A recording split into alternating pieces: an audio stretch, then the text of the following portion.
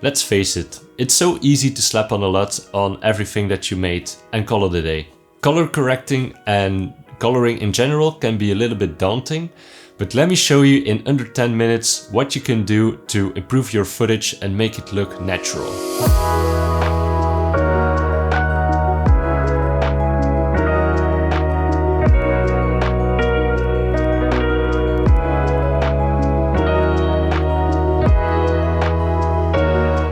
I'm absolutely not a professional color grader, but I think I got the hang of it of getting my footage correct. Color correction is basically getting your images the way the human eye sees it.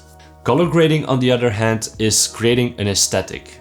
You can really change the mood entirely by color grading. This is what you see mostly in movies and series. For this video, I'm going to show you how to color correct your videos in a professional way. Here's my super simple method on getting great looking images in Lumetri Color in Premiere Pro. I don't want to waste your time, so let's go. Change of scene. This is me behind my desk. This is my daily workstation. And I'm going to show you how I color correct in Adobe Premiere. I've selected a few clips. It kind of looks alright already, but I want to change some things around. What I like to do is I go into workspaces and I select, if you don't see this, just click window, workspaces, all panels. And then here you have all these different tabs at the top and I select color. In the Lumetri Color tab, I click on basic correction. And here you see the white balance. When shooting your videos indoors or outdoors, your white balance will be different. There are many factors that contribute in your white balance. For example, setting your white balance in camera, using artificial lights, and how the weather is looking. That's why we have to nail our white balance to get a natural look. You can either use a slider which changes the scene from blue to orange or from green to purple. I'm going to make it a little bit more blue in here. All right.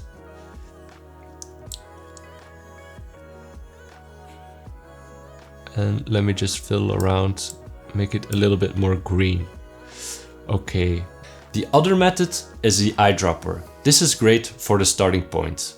With the eyedropper tool, this is this one right here, and I can click on a white part to have a starting point. Right now it's a little bit too purple in my opinion, so I'm going to change it back to green.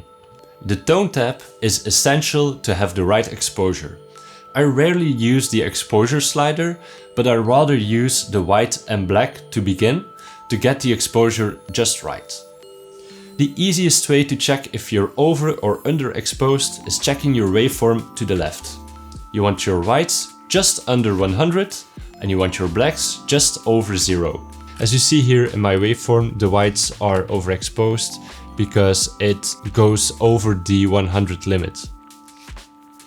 Put the whites down like so. Yeah, my blacks are alright. Yeah, my highlights are a bit too much in here, so I'm changing them by dragging this down. Let's bring in some more contrast. And I do this by dragging my shadows to the left. Dragging your shadows to the left is basically giving more shadow, make it more contrasty. You don't want it to have you don't want it too much, but you don't want a washed out image like this. So let's go with -18.9. Then my whites were all right. Okay. And then I go into the curves tab. Give it a little bit more contrast. Maybe bring up those highlights a little bit more. All right. And that's basically it. That's all I do. And you see a small change in here. It's not that much, but in my opinion, it kind of looks better. Let's move over to the next one. First of all, let's change the temperature. Make it more blue. Because in here you have a lot of orange lights and that influences the overall image. Make it a little bit more green. Alright, that's maybe a personal preference. And you see here that the image is overexposed because it's over 100. So first thing we do is dragging this down. Alright. Yeah, as you see here, it's a little bit too blue in here. So let's change that. Okay. Then my blacks. Just over 0. Okay, that was alright from the beginning. Okay. And then lower my shadows to have a more contrasty feel to it. Up those blacks again. Okay, this is looking good already. Maybe we can add a little bit more contrast using the curves. And I put a point here. These are my shadows. These are my midtones.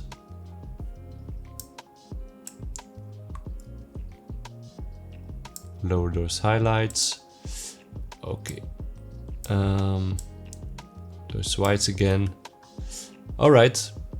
This is looking good for me. Let's see how it looks. And let's see the comparison. Yes. That's way better, isn't it? Okay. Then we go over to the last one. Okay, this is... let me make this bigger. Okay. Let me change this temperature. Yeah, make it more blue because it was too orange overall. And then a little bit more green. And then up those whites, lower those blacks, add a little bit more shadow, add a little bit more highlights. Yeah. Okay. That's cool for me. Good. A little bit more contrast, like so. Okay. Cool. It's fairly simple, but it does the trick, and you can use this with any footage. If you shot it with an iPhone, if you shot it with your DSLR or any other camera, these tricks will work. So that was it for today. I hope you enjoyed this video. I hope you learned something. Hit the like button if you like this, and maybe hit the subscribe button if you like what I'm doing. And yeah, we'll see each other next time.